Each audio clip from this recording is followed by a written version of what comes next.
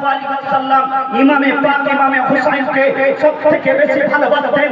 একদিন আমার বিশ্বনবী সাল্লাল্লাহু আলাইহি ওয়াসাল্লাম আরাম করতেছিলেন ডান কোলের মধ্যে, ডান কোদের মধ্যে, অর্থাৎ জাঙ্গের মধ্যে। আজকে ইমামে পাক ইমামে হুসাইন রাদিয়াল্লাহু তাআলা আনহুকে নিয়ে রয়েছেন বাম পায়ে, বাম জাঙ্গের মধ্যে নিজের সন্তান ইব্রাহিম রাদিয়াল্লাহু তাআলা আনহুকে নিয়ে রয়েছেন। আল্লাহর নিকট থেকে জিবরাইল আলাইহিস সালাম আসলেন, বলেন হে আল্লাহর রাসূল, হে আল্লাহর হাবিব, আমার কাছে যে দুটি ফুল রয়েছে তার মধ্যে একটি আল্লাহর রাস্তাতে রুখসাত করে দিতে হবে আর একটি আপনার কাছে রেখে দিতে হবে। নবী সাল্লাল্লাহু আলাইহি ওয়াসাল্লাম চিন্তায় পড়ে গেলেন, আল্লাহর রাস্তাতে একটি সন্তানকে রুখসাত করে দিতে হবে। তো বিশ্বনবী ভাবতে লাগলেন যে আজকে যদি ইমামে হুসাইনকে যদি আল্লাহর রাস্তাতে আমি রাসূলুল্লাহ রুখসাত যদি করে দিই তাহলে ফাতেমা কষ্ট পাবে, আলী কষ্ট পাবে, হাসান কষ্ট পাবে, দুনিয়াবাসী কষ্ট পাবে।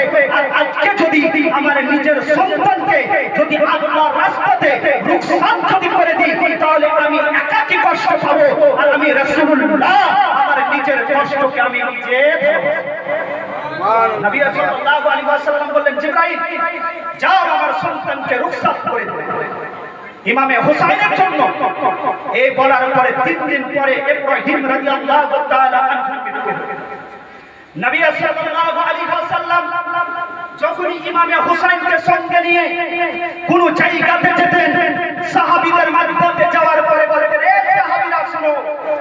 আমার রাসূল বলতেন, এ সাহাবীরা শুনো, এই ইমামে হুসাইনকে তোমরা দেখো, এই ইমামে হুসাইনকে তোমরা দেখো। এই ইমামে হুসাইনের জন্য আমি আমার নিজের সন্তানকে আল্লাহর রাস্তাতে রুখসাত করে দিয়েছি। তো ইমামে হুসাইনের উত্তর শুনুন।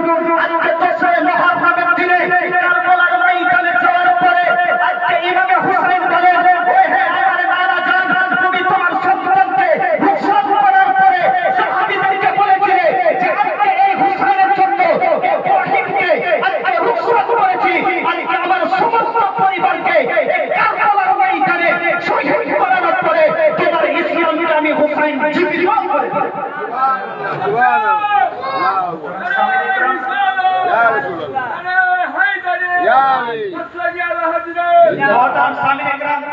তো ইমামে হুসাইন বলেন, ইয়া রাসূলুল্লাহ, আপনি আপনার সন্তানকে ওদের কুরবানি করেছিলেন, কিন্তু আমি ইমামে হুসাইন 10 মুহররমে আমার পরিবারকে দেওয়ার পরে, আমার নিজের সন্তান, নিজের ছেলে মেয়েকে দেওয়ার পরে, নিজের মাথা দেওয়ার পরে তোমার ইসলামকে আমি জীবিত করে দিলাম। এই কারণে মুহতারাম সামনে গ্রামে এটা হচ্ছে নবীর ভালোবাসা ইমামে হুসাইনের উপর কতটা ছিল। তো যাই হোক, বলতে গেলে অনেক আলোচনা বেড়ে যাবে। এবার আপনাদের সম্মুখে আসছেন হযরতুল আল্লামা মাওলানা নবাব সাহেব।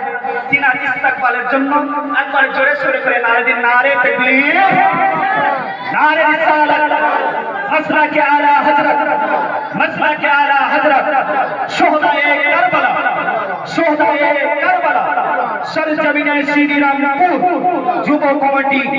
जहां जिक्रे हबीब होता है, जहां जिक्रे हबीब होता है, जहां जिक्रे हबीब होता है वहां खुदा भी खुद करीब होता है। जहां जिक्रे हबीब होता है वहां खुदा भी खुद करीब होता है। और इस महफिल में आके बैठने वाले खुश नसीब हो।